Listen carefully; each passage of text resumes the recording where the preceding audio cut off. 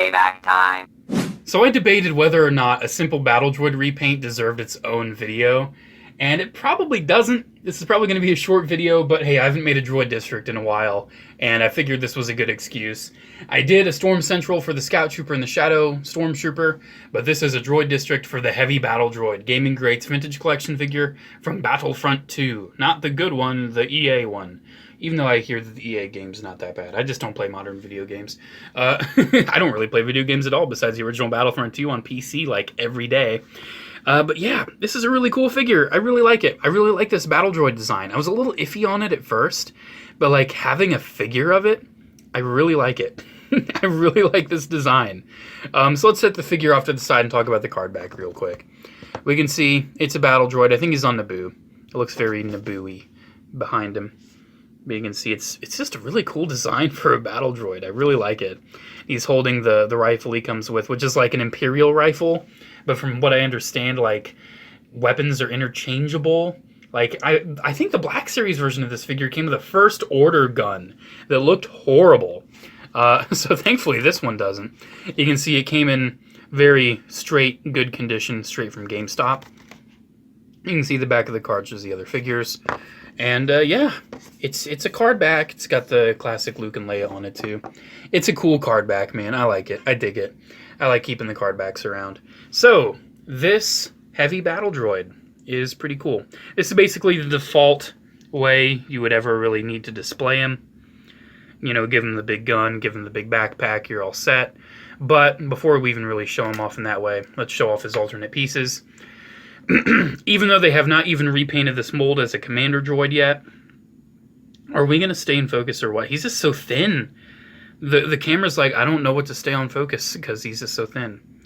But here, let's get the card back out of the way because he's such a thin guy. Even though they have not repainted this as a commander yet, they give you the commander antenna that you can plug in. So you can make him like, you know, sort of a heavy commander. You can give him the normal Battle Droid blaster.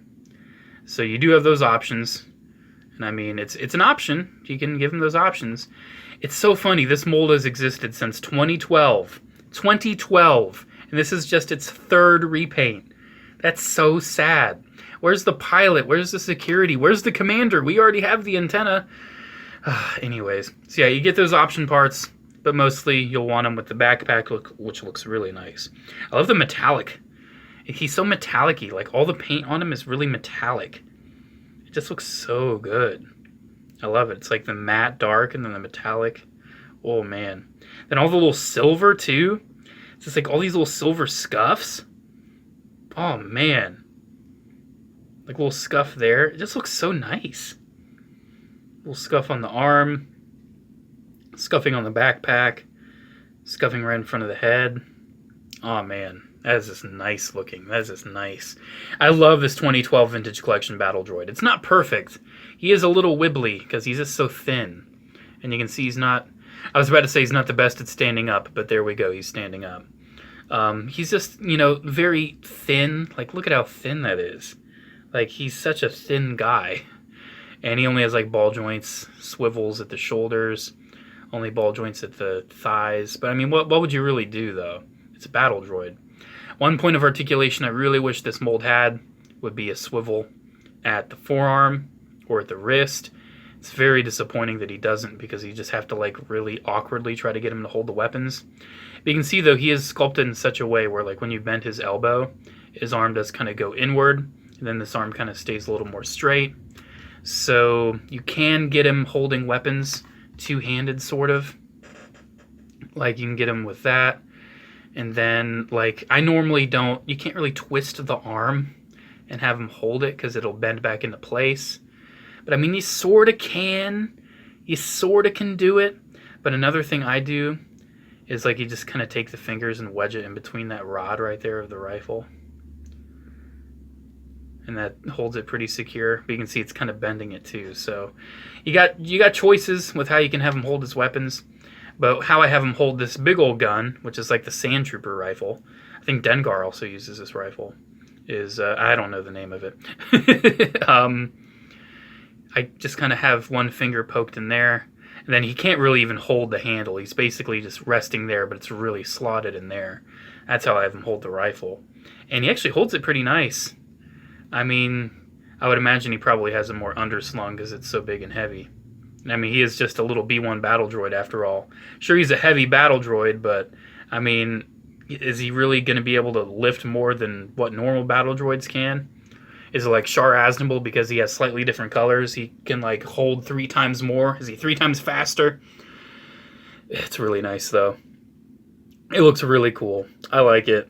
It just looks so nice, man. Something about it. I think this is my favorite version of this mold. Like, seeing the head sculpt in these colors, I feel like the head looks way better than it ever has. I don't know how to explain it. And, I mean, you can get them really nicely bent. You can curl them up, too. I've never actually really talked about this mold on camera. I might have years ago, before my videos even were, like, any resemblance of good. But you can kind of get them folded up. I mean, you can do that, so that's really cool. You can fold them up a little bit. And then there are like cuts in the shin there, so you can really get the leg really tucked in. Because, I mean, otherwise it'd be there, but you can really tuck it in. So, I mean, they really put a lot of attention into this mold when they made it back in 2012. I want to see more repaints of it. Come on, Hasbro. Where's the commander, the security, the pilot, the tank driver? You know, there's so many more they could do out of this mold. They've only done the plane, the Geonosis, and now this one. So yeah, I mean, that's pretty much it. It's kind of a longer video than I expected. It's like, what, 6 minutes? Wow. I probably will have him kneeling because, I mean, he's a heavy guy. Heavy guys kneel, right? There we go. He can actually stay in the good kneeling pose. I don't know if I can trust him, especially with a big old gun, standing on his own without a base for a while. That might be a little iffy. But overall, man, I love this figure. I recommend it. It's another really good one. I'm really happy I got it. Part of me kind of wants a second one. I really don't need a second one. But, oh man, it's nice. This is a nice battle droid. And there we go. Another episode of Droid District said and done. I somehow rambled long enough to make this video long enough to actually be worth it on its own. Don't ask me how. I just did. Thank you guys so much for watching, though. Have a good day. I'll see you in the next video. And one last thing I always forget. I don't always forget. I actually have been doing good up until now. Patreon shout out. Here's a shout out to all the patrons that are supporting me on Patreon. Thank you to everyone who is a fan, but special shout out thanks to the patrons of Patreon.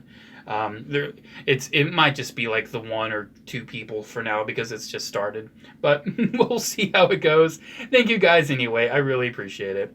Alrighty guys, I'll see you in the next video. Bye.